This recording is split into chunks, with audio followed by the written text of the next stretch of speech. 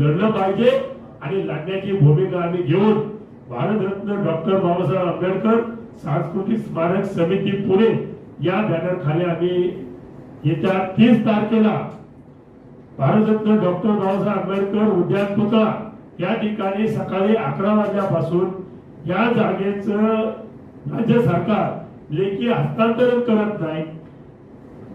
महाराष्ट्र राज्य रस्ते विकास महामंडळ आणि एनजी वेंचर यांच्यामध्ये झालेला बेकायदेशीर भाडे करार रद्द करत नाही आणि ही जागा पुणे महानगरपालिकेकडे विस्तारित सांस्कृतिक भवन बनवण्यासाठी हस्तांतरण करत नाही तोपर्यंत आमचं बेमुदत जन आक्रोश आंदोलन सुरू होणार आहे.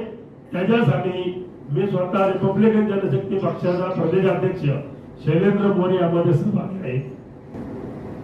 आज पुन्हा एकदा आम्ही पत्रकार परिषदेचं आयोजन केले.